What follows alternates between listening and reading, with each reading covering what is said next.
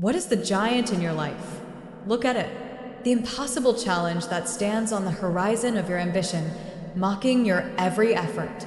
The overwhelming debt, the chronic illness, the crushing weight of your own self-doubt, the fear that paralyzes you, that keeps you in the trenches, a spectator in the great battle of your own life.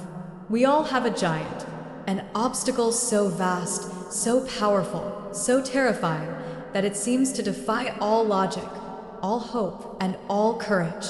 And today, we will learn how to kill it. We journey back in time, to a valley called Elah, a place of strategic stalemate and profound national fear. On one side, the armies of Israel, the chosen people, cowering on a hillside, their spirit broken. On the other, the armies of the Philistines, confident and proud. And between them, in the valley of decision, walked the giant. His name was Goliath. He was a monster of a man, a walking siege engine of bronze and iron. He stood over 9 feet tall, his armor weighing more than a normal man. Every morning and every evening, for 40 days, he would stride into the valley, his voice a thunderstorm of ridicule, and he would issue his challenge. Choose a man and have him come down to me. If he is able to fight and kill me, we will become your subjects. But if I overcome him and kill him, you will become our subjects and serve us. And for 40 days, the armies of Israel did nothing. Their greatest warriors, their most seasoned soldiers, were paralyzed by what they saw. They saw an unbeatable enemy. They saw a mathematical certainty of defeat. They analyzed the threat, and their analysis produced only one rational conclusion: fear. And then, a boy arrived on the battlefield. Not a soldier, but a shepherd. A boy named David, sent by his father to bring food to his brothers on the front lines. He was young, he was small, he was utterly insignificant. He was not a warrior. He was an underdog. And he heard the giant's taunts. He saw the fear in the eyes of his countrymen. And he asked a simple, revolutionary question that would change the course of history. Who is this uncircumcised Philistine that he should defy the armies of the living God? Stop there. Do not miss the genius of this moment. This is the first secret of the underdog's mindset. David did not see what everyone else saw. The soldiers saw a 9-foot-tall giant, an impossible physical threat. David saw a blasphemer, an offense against the divine order. They were looking at the size of the enemy. He was looking at the size of his God. He was not analyzing the problem from the perspective of the world. He was analyzing it from the perspective of his faith. He was running a different mental software. This is the first step to killing your giant. You must change the way you see it. You must reframe the battle. Your problem is not a financial crisis. It is an opportunity to learn the science of wealth creation. Your fear is not a weakness. It is a compass, pointing you to the exact area where you must grow.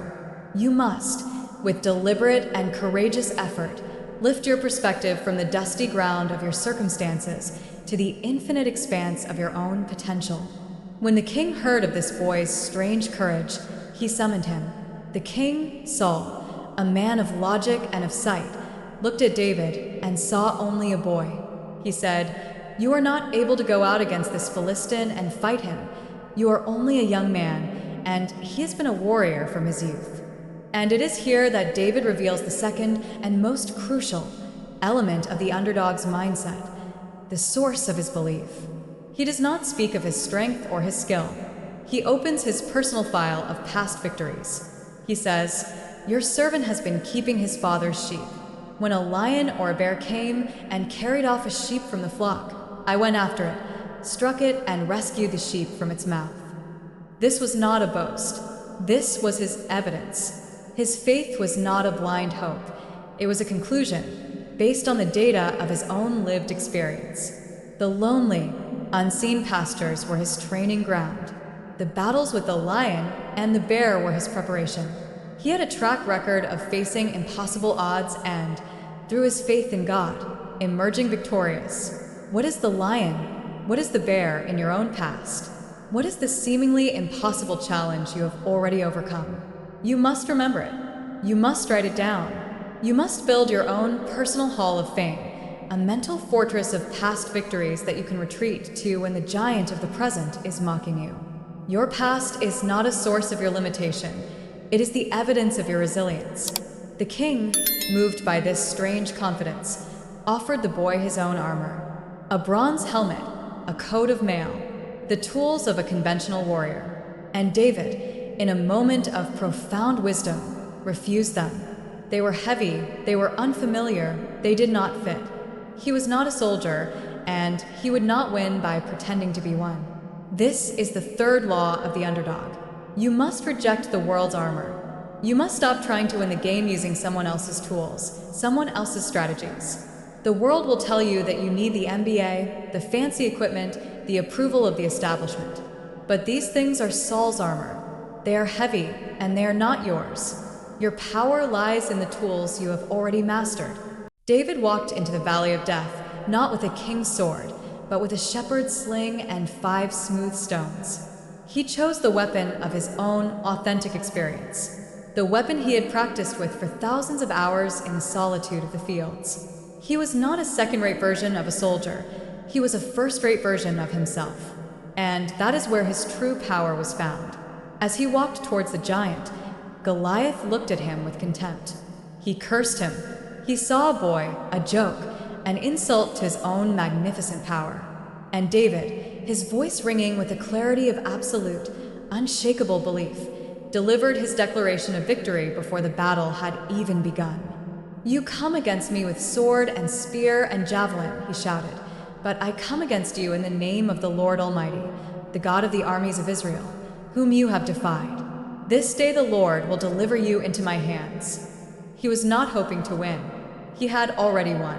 The battle in the valley was a mere formality, a physical performance of a victory that had already been secured in the arena of his own mind.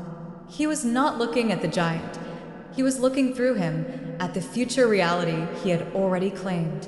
And then he did the final, most courageous thing. He ran. The scripture says that as the Philistine moved closer to attack him, David ran quickly toward the battle line to meet him. He did not hesitate. He did not wait. He closed the distance. He ran towards the very thing that the entire army was running away from. This is the final act of faith. Action. You must run towards your giant. You must confront your fear. The moment of your greatest fear is the moment of your greatest opportunity for growth. You must charge. And as he ran, he reached into his bag, took out a stone, and slung it. A single, small, smooth stone, propelled by the authentic skill of a shepherd and guided by the unwavering faith of a giant killer. The stone flew, true and straight, and it struck the Philistine on his forehead, the only vulnerable spot in his armor of pride. And the great giant, the symbol of impossible, terrifying power, fell face down on the ground.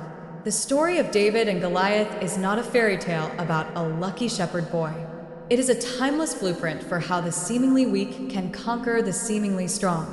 It is a lesson that the greatest battles are won not with the strength of the body, but with the mindset of the soul. So look again at the giant in your life. Stop focusing on its size and start focusing on your own internal power. Reframe the battle. Remember your past victories. Reject the world's armor and pick up your own authentic tools.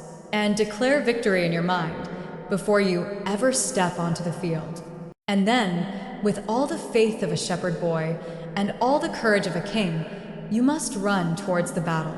If this story has inspired you to face your own giant, give this video a like and subscribe to our channel. Join us as we continue to explore the timeless wisdom that turns underdogs into legends.